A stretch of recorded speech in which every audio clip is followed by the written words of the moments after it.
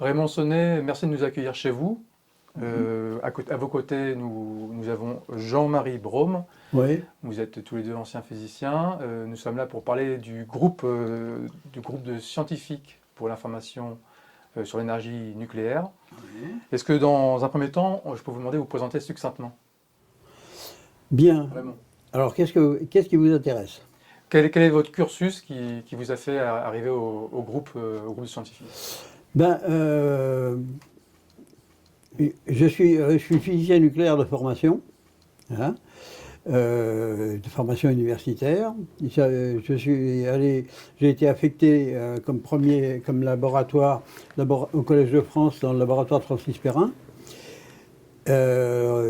qui tenait beaucoup à ce qu'on bricole avec des neutrons de 14 MeV et autre chose, parce que ça l'intéressait beaucoup au point de vue réacteur, d'avoir des idées précises sur les sections efficaces, sur différentes choses. J'ai fait ça pendant une quinzaine d'années à peu près.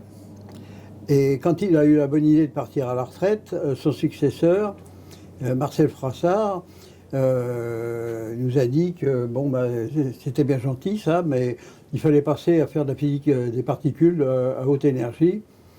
Et pour nous démontrer qu'il était absolument persuadé de l'intérêt et du non-intérêt de ce qu'on faisait avant, il a même mis une blouse et pris une clé à molette et il nous a aidé à démonter l'accélérateur précédent. Donc ça a été fermé. À partir de là, on a travaillé sur des expériences d'abord à Saturne, sur un accélérateur qui était à Saclay, puis sur d'autres expériences au CERN.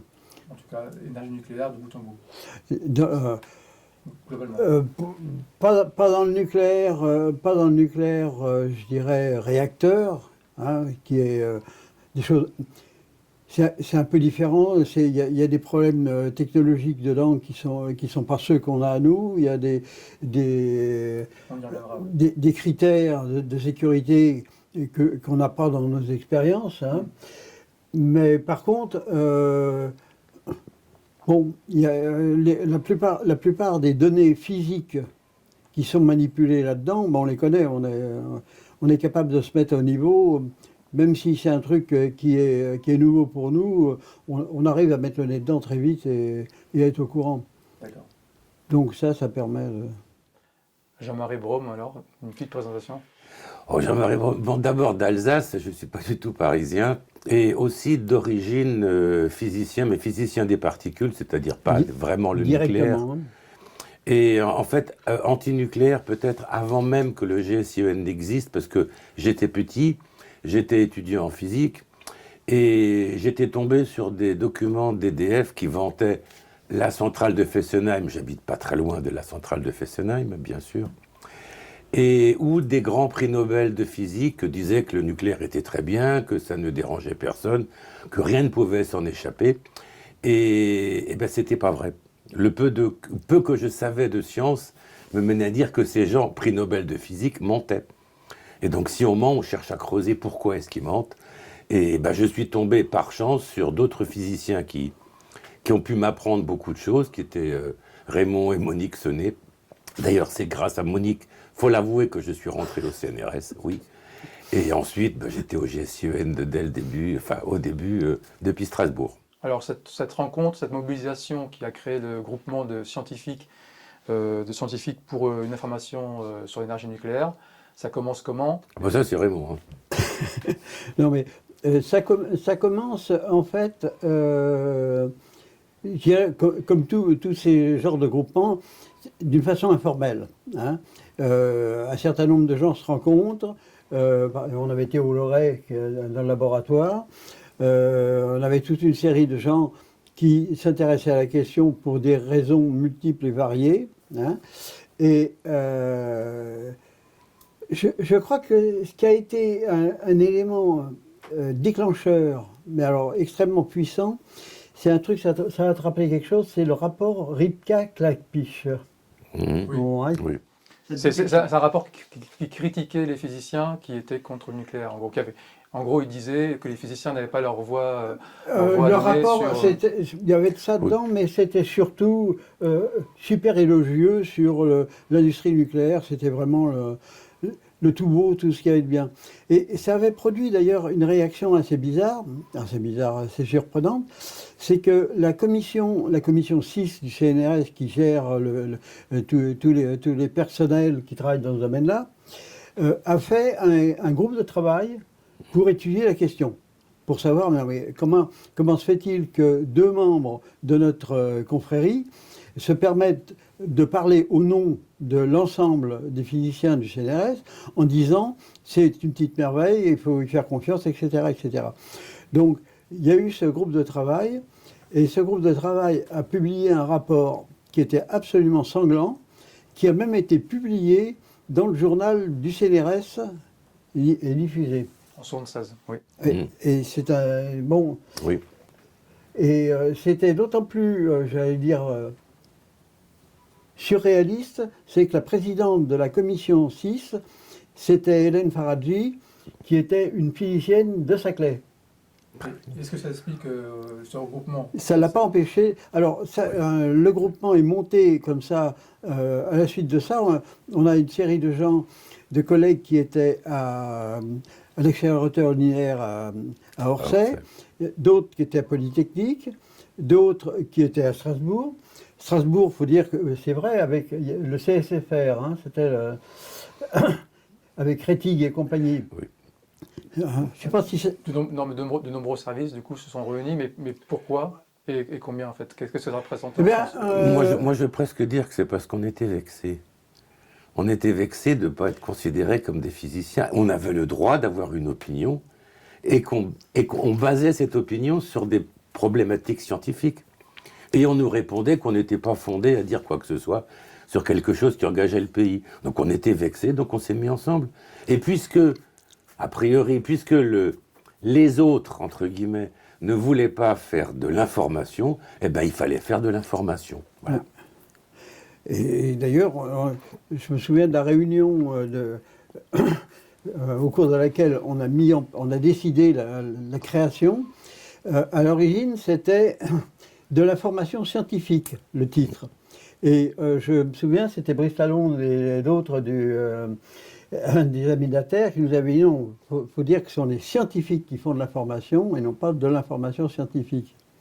Et on a permuté les 2 mots et c'est comme ça qu'est né le vocable. Mais comment s'est passée cette entente de ce groupement très hétéroclite? Il y avait il y avait des antinucléaires et il y avait des sceptiques du nucléaire. Donc comment s'est fait ces premiers pas? Il faut dire qu'on était révulsé par un certain nombre de choses. En particulier, EDF faisait une propagande au niveau scolaire extrêmement importante. Il y avait même eu, dans une épreuve d'un examen, je ne sais pas trop quoi, ils avaient introduit un truc sur l'énergie nucléaire. Je me souviens, c'est Théo qui s'était bagarré avec ce truc-là. Et bon, en partie, ils faisaient des plaquettes de diapositives. Il y avait 24 diapositives. Et chaque diapo avait son commentaire. Alors il y avait TEN qui était technique énergie nucléaire, SEN c'était sûreté, il y avait 3E, c'était énergie, je ne sais plus trop quoi, environnement, etc. etc., etc. Et bon, il y a eu une initiative tout à fait, je dirais, amusante pour nous, mais pas pour eux. C'est les copains du linéaire, du LAL qui ont travaillé ça, qui ont fait des contre-commentaires. C'est-à-dire qu'ils ont pris les plaquettes de diapos et pour chaque diapo, ils ont fait le commentaire que nous on faisait sur ce sujet-là. Et on l'a envoyé aux enseignants en leur disant demandez à EDF la plaquette de diapos, c'est gratuit, nous on vous envoie le texte que vous pouvez utiliser avec vos élèves. Ça a tellement fait de ravages, ce truc-là, c'est que c'était Sodel qui travaillait avec eux, et la dernière plaquette qu'avait prévu EDF, je ne me souviens plus de son nom. Sodel nous a communiqué le texte en nous disant « Est-ce que vous pouvez corriger les erreurs qu'il y a dedans ?» Et on a fait une réunion dans la salle du labo. On a regardé ça. Quand on a eu fini de leur corriger vraiment les énormités qui traînaient dedans, ils nous ont dit « Alors ça vous convient, ça ne vous gêne pas ?» On lui a dit « Attendez. On a corrigé les erreurs scientifiques, maintenant on ne vous a pas dit ce qu'on en pensait. » Le résultat des courses, c'est que ça c'est jamais sorti. On a réussi à faire tomber complètement ça. Ça fait partie des choses qui ont lancé complètement le mouvement. Mais à l'époque, il y avait le syndicat du cadre de vie qui en faisait partie, il y avait la CFDT, il y avait le PSU. Il y avait la CFDT surtout. On avait même la CGT, on avait même un représentant de la CGT. Il fallait le faire, ça. Il y avait les Amis de Terre, il y avait tout ça. Vraiment, on a eu plein de gens qui ont travaillé avec nous dès le début et qui ont permis de structurer la chose.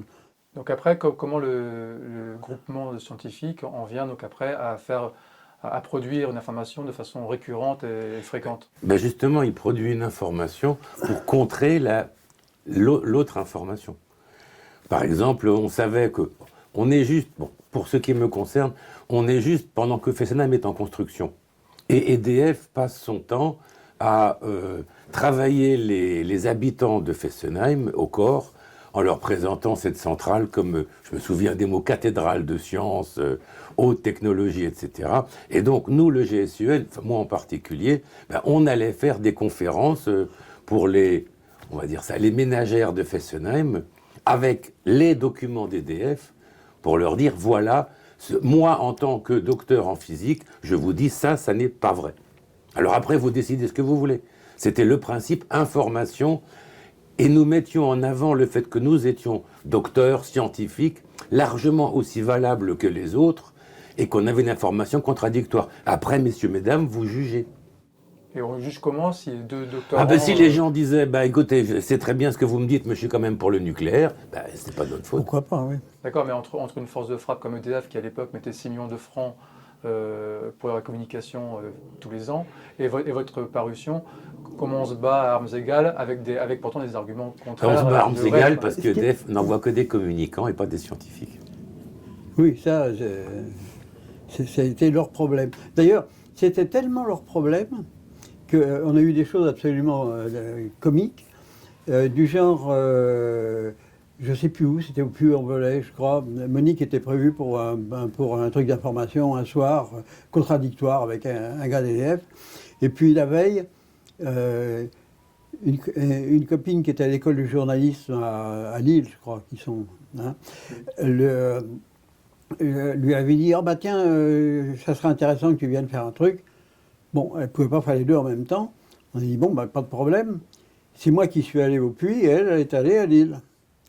Et quand je suis arrivé là-bas, on m'a présenté l'interlocuteur d'EDF que j'allais avoir, et le mec est devenu blême.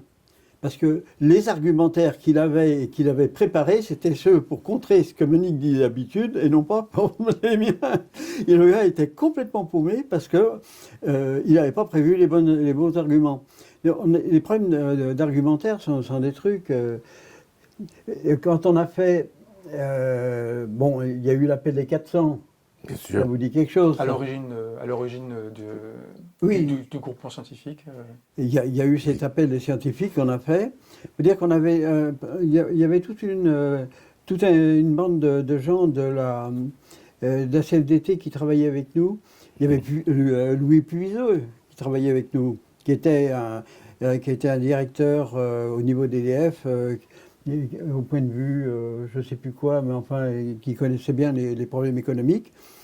On avait toute une série de gens de tous bords. On avait des gens d'EDF, des services d'études et recherches de Clamart, qui travaillaient avec nous. Hein, on faisait des réunions au labo, là, on les voyait arriver, ils avaient eu des réunions de direction à la journée, les gars étaient explosifs, absolument. Ils se foutent du monde. Bon, et on a pu faire du travail avec eux. Tout ça, ça consolidait, quoi, parce que on partait sur des données qui étaient des données réelles, qui arrivait directement de la boutique et qui, à ce moment-là, si on le contredisait, on ne tapait pas dans le vide. Et ça, c'était ça qui était important. Donc ces sources d'information, elles sont quasiment toujours internes, c'est ça? Oui. Ben, faut dire que Il y a de tout. Hein. La plupart des gens avec qui on travaillait, du genre Lagarde, Lowenstein et compagnie, sont des gens qui sont partis à la retraite maintenant. Hein. Bon. Et votre travail était quasi un travail journalistique. Vous aviez différents canaux d'information. Vous repreniez les informations. Oui. Vous et puis on répondait beaucoup à des sollicitations. Puisque ça commençait, le plan Messmer était en marche en 1973, donc il y avait des constructions qui allaient démarrer partout. Et c'était aussi l'époque où l'environnement commençait à devenir une certaine préoccupation. Hein, rappelez-vous, René Dumont en 1974. Et donc on était sollicité parce qu'on était la seule, je veux dire, force convaincante qui pouvait s'opposer à ce rouleau compresseur d'EDF et des nucléocrates, on pourrait appeler comme ça. Et de la part des gens d'EDF, il y avait aussi des gens qui étaient, je pense, de bonne foi aussi, qui étaient des scientifiques, ou en tout cas des techniciens, et on les mettait trop de côté, c'est-à-dire qu'il y avait trop de raccourcis techniques, etc. Et puis n'oublions pas quand même qu'il y a eu beaucoup de gens, je ne veux accuser personne, au sein d'EDF, qui n'ont pas du tout apprécié, alors qu'ils avaient développé les réacteurs de première génération, qui n'ont pas du tout accepté que d'un seul coup, on achète une licence américaine et qu'on travaille pour les Américains. La licence Westinghouse. Voilà. Nous, scientifiques d'EDF, techniciens d'EDF, on est capable de faire une centrale, et voilà, pas que les politiques nous disent d'en faire une autre. Ils n'ont pas apprécié. Parce qu'ils ne voyaient pas forcément le côté économico-produire du courant. Ils voyaient un bel objet. Alors, le face-à-face avec EDF, je l'ai cerné, mais comment on acquiert la légitimité de votre discours auprès de la population? Parce qu'on met en avant nos diplômes, nos doctorats, nos laboratoires, nos... Voilà. Et comment ça passé? Enfin, comment ça s'est passé? Est-ce que ça a germé? Enfin, je dis ça en ayant un peu la réponse, parce que finalement le plan Messmer avait eu lieu pour une partie. S'opposer à un rouleau compresseur, c'est pas facile. Non, mais pour revenir sur ce que tu viens de dire, du changement de type de centrale, j'ai un vieil ami qui est un ancien ingénieur de haut niveau d'EDF, qui m'a raconté comment ça s'est passé à l'époque. Hein. Il travaillait, ce qui était prévu à Fessenheim, c'était des BWR, c'était des réacteurs à eau bouillante et non pas des trucs de la série eau pressurisée, PWR. Eau bouillante qu'on retrouve au Canada, etc. Et au Japon. Eau bouillante, c'est plus Fukushima. Oui, c'est ça, au Japon. Non, Bon. mais c'est bon. Donc, il travaillait là-dessus, il préparait tous les dossiers d'études et tout le machin. Puis un jour, convoqué à la direction, on lui dit, bon, ben voilà, tu ranges tes papiers, c'est terminé, on ferme ça, on met autre chose. Et il a été envoyé aux États-Unis chez Westinghouse pour voir comment ça marchait, ce qui avait été choisi pour la France, alors qu'on n'avait personne de compétent dans ce domaine-là. Et il m'a raconté que tout le temps qu'il a passé là-bas, il a rempli des cahiers en copiant les données, des trucs comme ça, pour rentrer avec un peu de matériel, de fourniture. Et à ce moment-là, la construction de Fessenheim a été faite conjointement avec Electrabel en Belgique. C'est-à-dire que Fessenheim 1 et Tihange 1 sont les deux sœurs. Oui.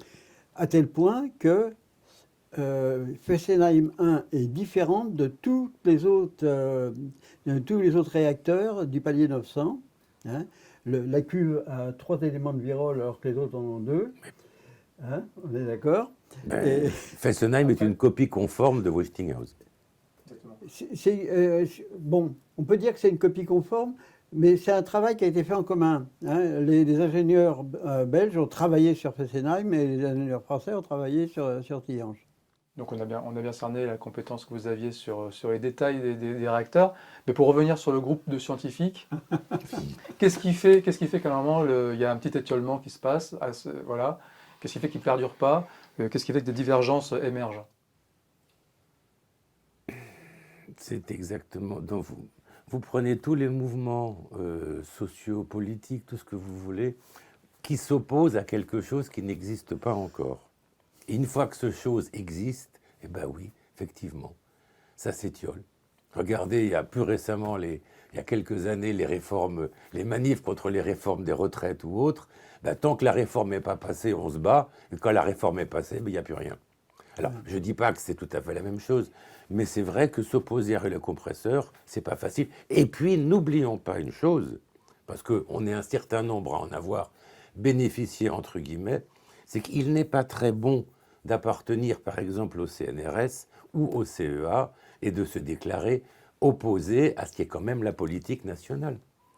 C'est pas très bon pour la carrière. L'exemple typique de ça, c'est quand il y a eu l'appel des 400, normalement, la liste des signataires était publique.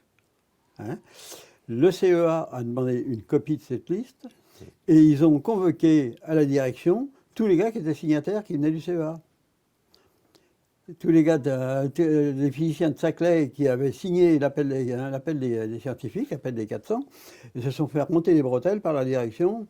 Non, mais c'est vraiment, il y a eu un travail. Et d'ailleurs, la liste des signataires, on peut, alors ça, je ne sais plus dans lequel, mais on pouvait la retrouver dans un document interne d'EDF où ils l'avaient publié eux.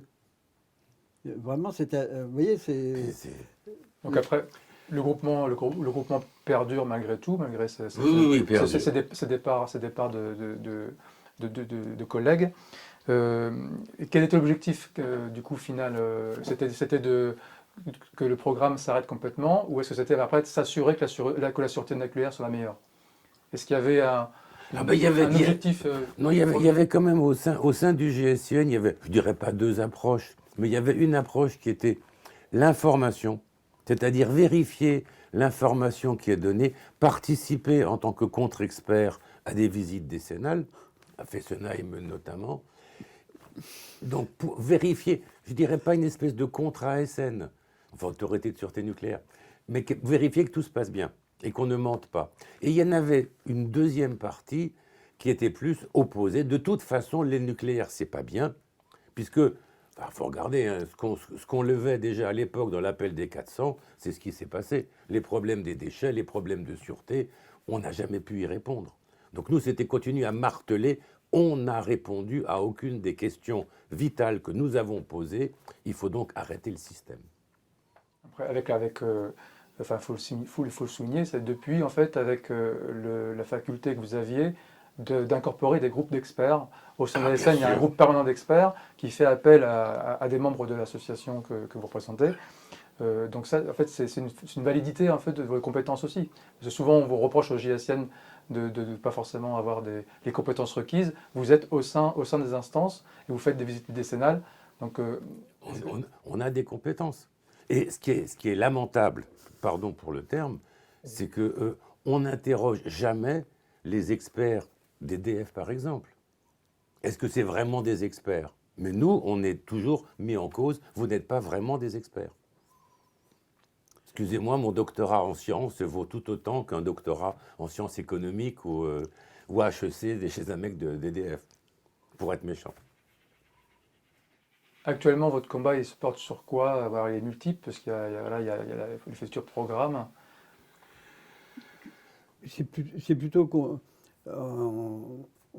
fonce vers le bord de la falaise, dans une voiture où il n'y a pas de frein. Bon. On est comme ça.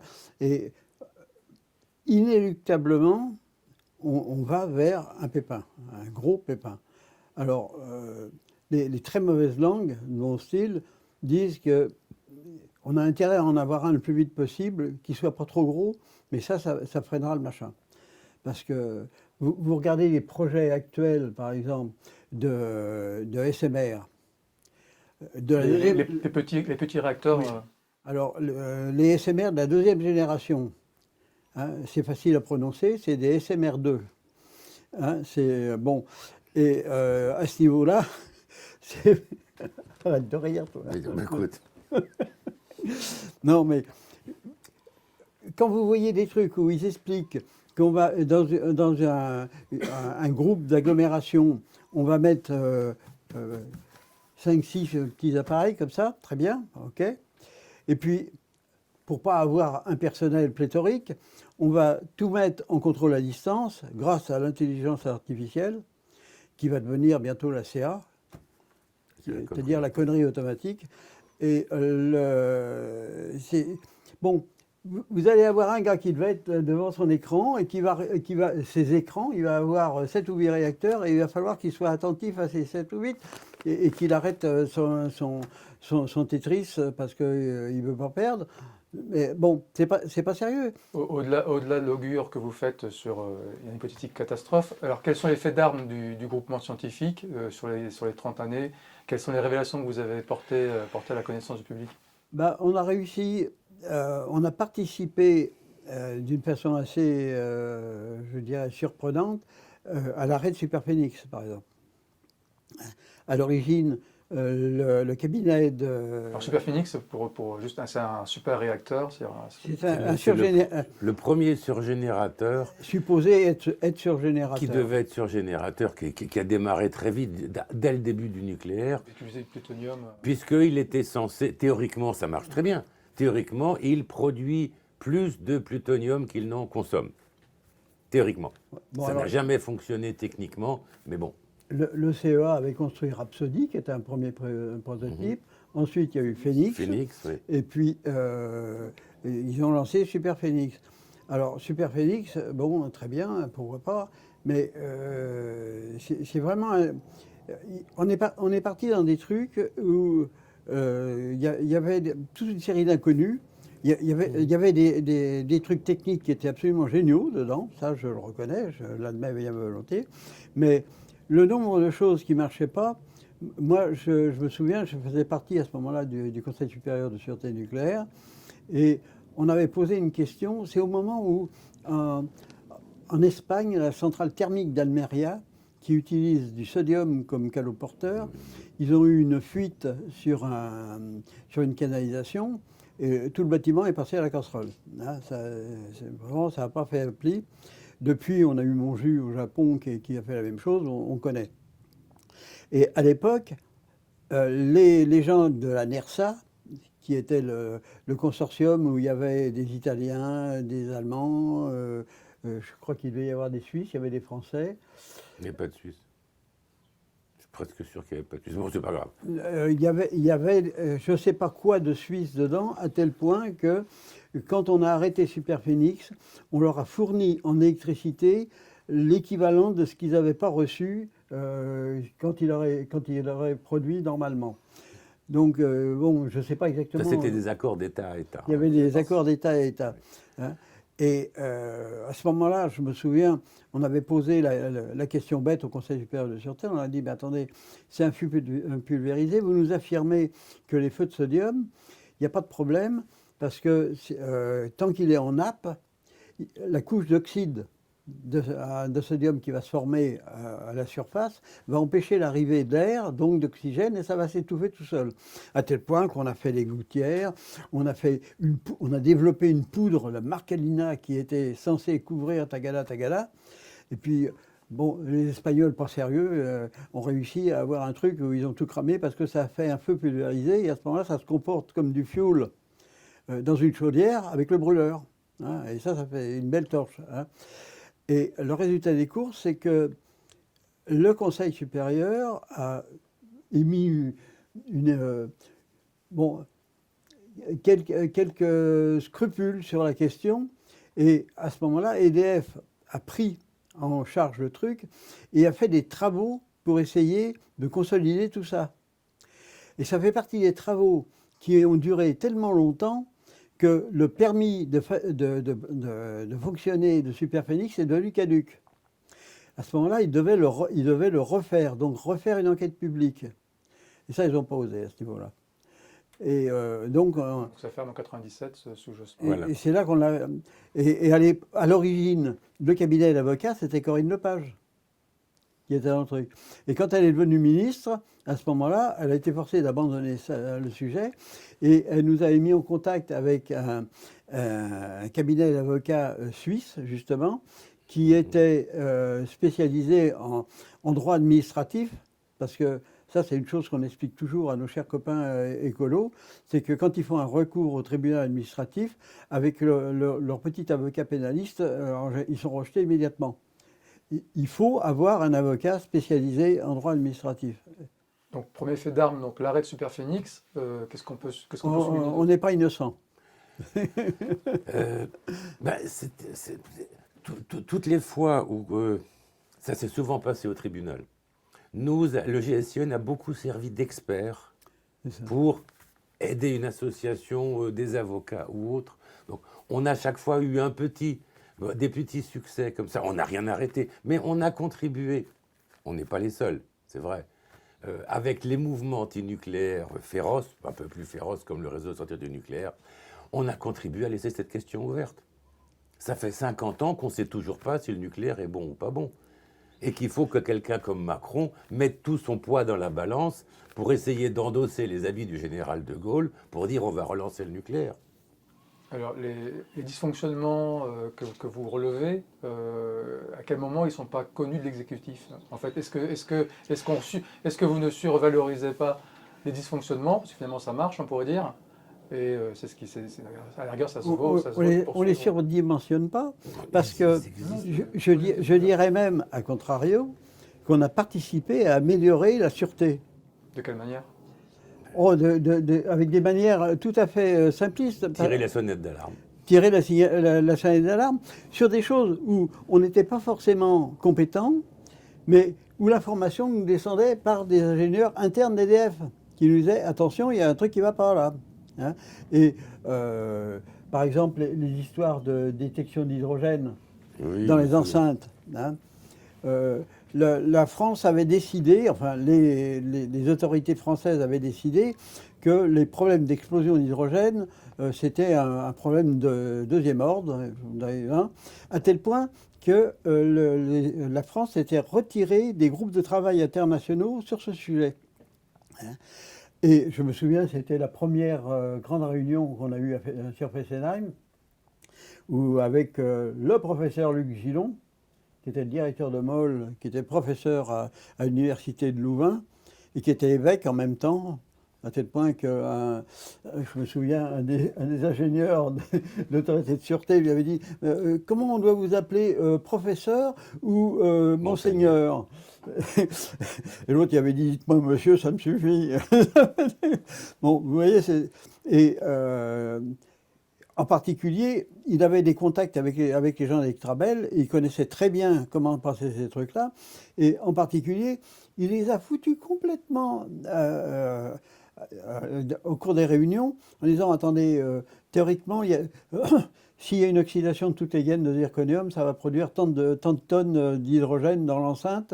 Bon, vous avez des recombineurs? Oui, il y en a un. Ah bon?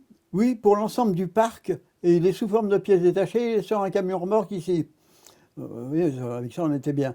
Enfin, tout était dans ce truc-là. Mais vous pouvez me donner le volume exact de l'enceinte? Bon, on vous le dira à la prochaine réunion. Il revenait à la prochaine réunion et il leur disait l'enceinte, elle fait tant, j'ai le chiffre d'Electrabel, puisque c'est la même enceinte que Tihange, je sais exactement comment ça fait. Mais ça a été comme ça. Et ce genre de truc a eu pour résultat qu'ils ont installé des appareils de mesure d'hydrogène et des neutraliseurs d'hydrogène dans tout le parc. Et je suis intimement persuadé que c'est d'avoir remué un peu la vase à ce niveau-là que ça a eu un effet. Et ça paraît bête, mais... Non, c'est parfaitement exact. Mais pour résumer, on s'est comporté, le GSUN, en tant que scientifique. Oui. C'est-à-dire, on cherche à comprendre. En face de nous, on a quoi? Je ne vais pas être méchant encore une fois, on a des ingénieurs et des techniciens qui disent, tant qu'on est en dessous de la courbe limite, tout se passe bien. Et nous, on leur dit, oui, mais on s'approche de la courbe limite. Est-ce qu'on s'approche vite ou pas vite? Et ils nous répondent, on ne sait pas. Alors on cherche. Donc on est un petit peu des aiguillons de ce point de vue. Est-ce qu'on peut dire que l'exécutif a en quelque sorte une confiance excessive en l'excellence nucléaire Écoutez, Mais plus que ça, bien sûr, bien sûr. Je- Combien de fois lors de visites décennales, on s'est frotté encore une fois, à des très grands ingénieurs, très compétents, etc., qui nous disaient, mais tant qu'on est en dessous de ce qu'on appelle la courbe enveloppe, eh ben ça tient. Tant qu'on n'est pas à 100 degrés de température de transition, on est bien. On s'approche. Et puis tout d'un coup, on se rend compte qu'il y a des mesures qui ne sont pas bonnes. Et ils disent, ah oui, mais c'est la mesure qui n'est pas bonne, c'est pas le résultat qui n'est pas bon. On a mal fait la mesure. Et quand ils n'arrivent pas à trouver... Il y a une certaine mauvaise foi et un excès de confiance, bien sûr. Hein, Ils ne veulent pas se déjuger non plus. Et quand ils n'arrivent pas à trouver le bon argument, à ce moment-là, ils sont forcés de faire quelque chose, même si ça paraît aberrant. Par exemple, Fessenheim, le métal de la cuve, a une température de transition ductile fragile, ça vous dit sûrement rien. C'est le passage entre quand Il devient cassant. Il devient cassant quand il y a un choc thermique. C'est la vieille histoire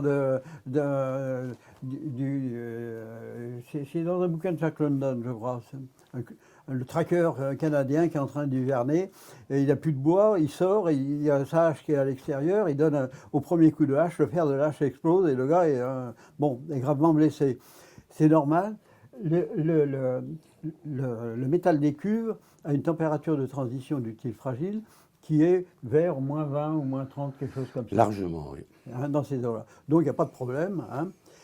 Mais sous irradiation neutronique, progressivement, cette température grimpe à tel point que, je crois que c'était à la tranche 1 de Fessenheim, on était arrivé à 60 et quelques degrés. Oui. À plus 60 degrés.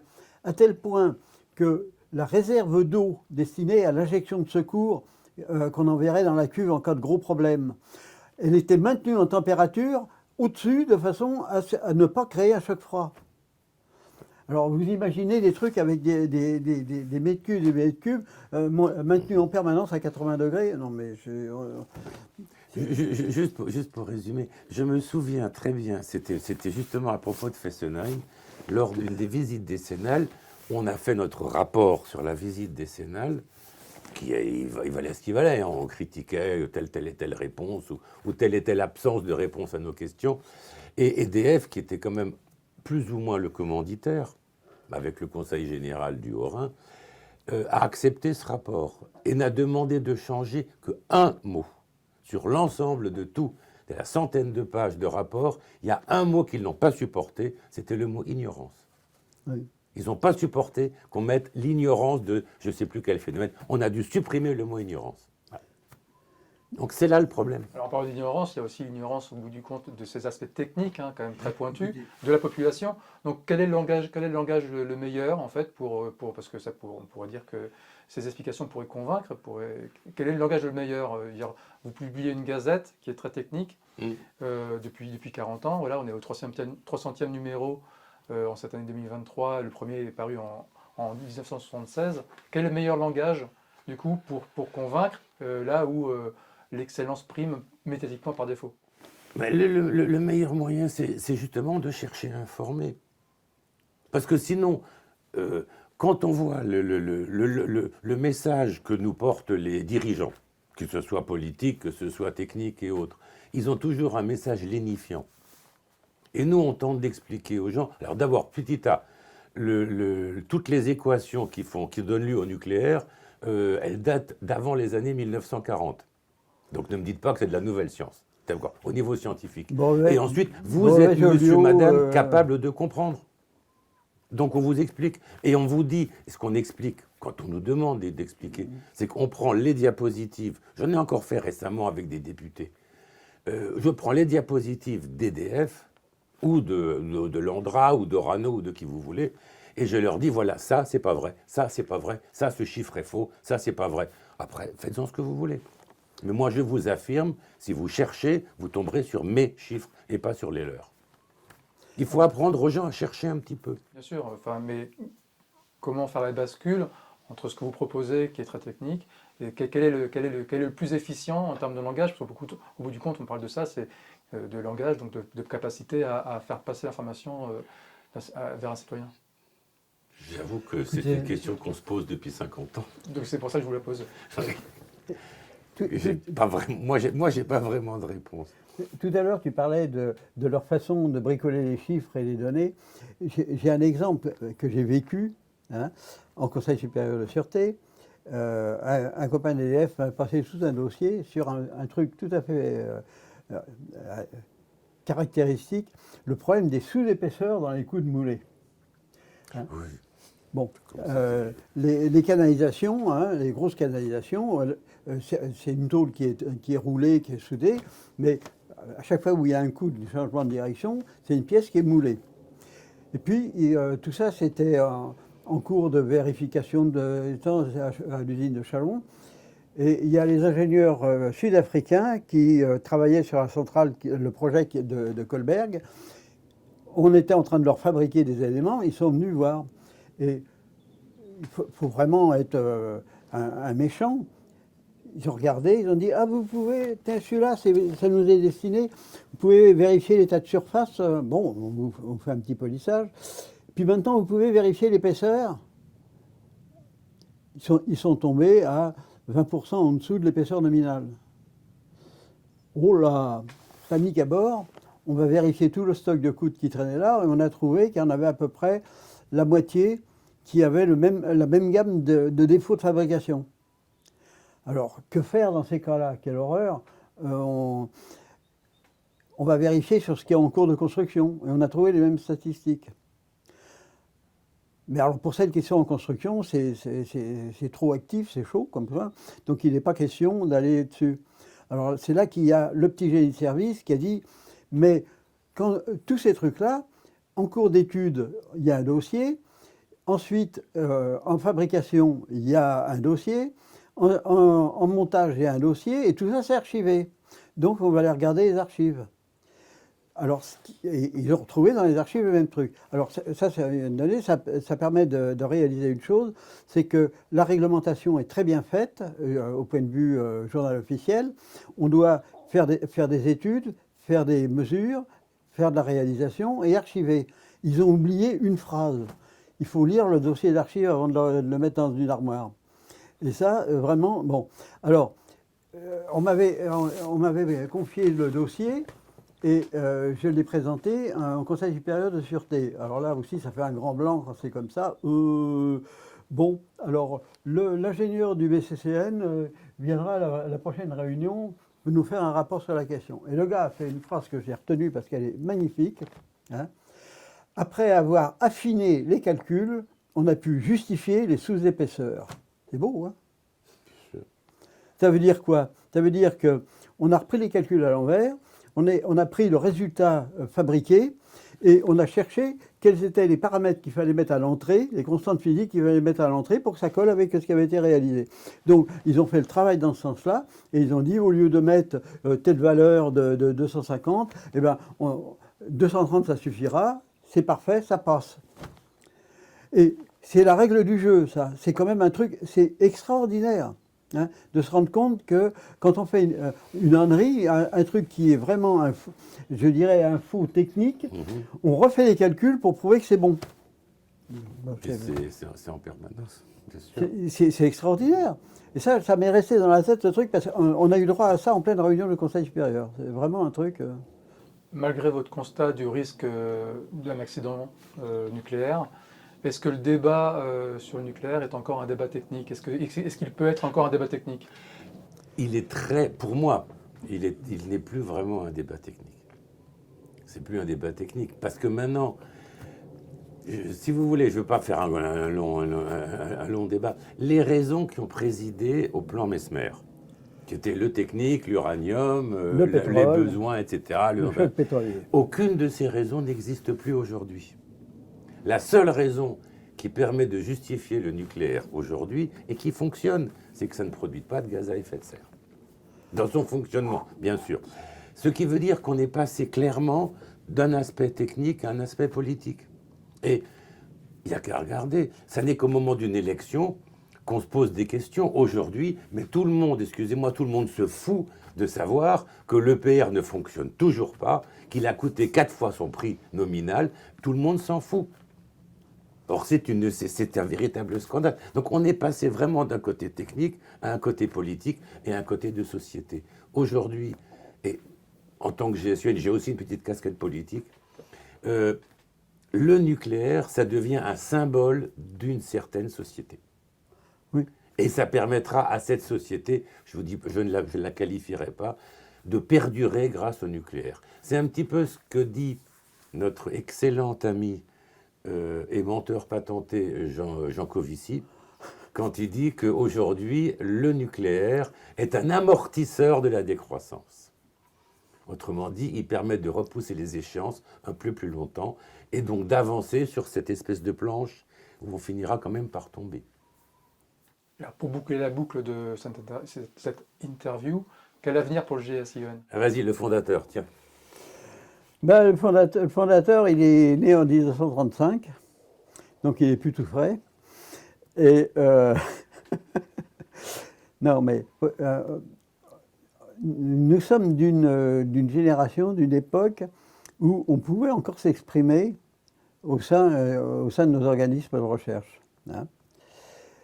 Aujourd'hui, un gars qui fait ses études dans ce secteur-là, qui vient de faire une thèse, ça fait entre 5 et 8 ans de galère pour lui. Mmh. Et s'il s'affiche comme étant, comment je dirais, pas réfractaire, critique, et comme étant critique, merci, cherchez le mot, à ce moment-là, il ne trouvera pas de boulot, surtout dans ce secteur-là, et dans d'autres secteurs où le téléphone fonctionne bien avec eux, on leur dira, il ne faut pas prendre monsieur un tel. Hein.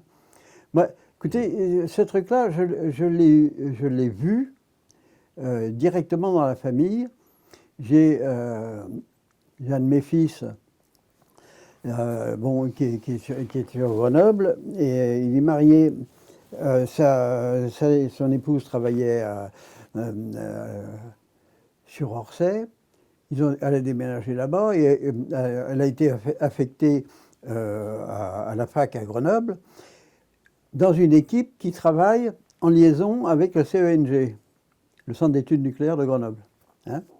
Et il lui fallait un laissez-passer. Son laissez-passer a été refusé et comme il ne comprenait pas pourquoi, son père a fait des enquêtes. Et il a appris que sur la fiche, il était indiqué qu'elle était mariée avec un enfant sonné, donc il ne fallait pas la prendre. Vous voyez, on en est à ce stade-là. Hein.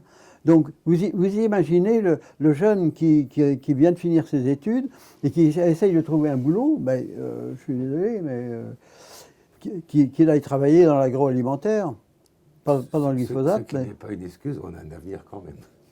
Aujourd'hui, la critique est un luxe. Si le GSIEN n'existait pas, est-ce qu'il pourrait être créé aujourd'hui? Alors, il pourrait être, à mon avis, très difficilement créé, à moins qu'il y ait de la part d'une puissance politique quelconque l'envie d'avoir un contre-pouvoir. Ceci étant, moi je pense le GSIEN a quand même un avenir, parce que, ne serait-ce que dans son nom, l'information sur l'énergie nucléaire. Nous sommes pourvoyeurs d'informations et on est quand même considéré dans tous les milieux comme une information juste. C'est-à-dire, nous, on ne ment pas, parce qu'on n'a aucune puissance, on n'a aucun intérêt là-dedans, etc. Donc, on est sollicité régulièrement quand même à titre d'une expertise. Qu'est-ce que vous pensez de ce projet de nouvelle ligne, machin et l'incident de Paluel qui dure pendant 3 ans, qu'est-ce que vous en pensez? Est-ce que vraiment on peut redémarrer ou pas? Alors, c'est bien sûr pas le pouvoir qui nous demande de nous prononcer, mais on est sollicité. Bon, je veux dire, c'est pas en tant que musée. Si vous êtes ici aujourd'hui, c'est parce que peut-être on a encore un avenir. Sinon, vous ne seriez pas là, vous seriez en train de nous enterrer joyeusement. Oui, non, mais...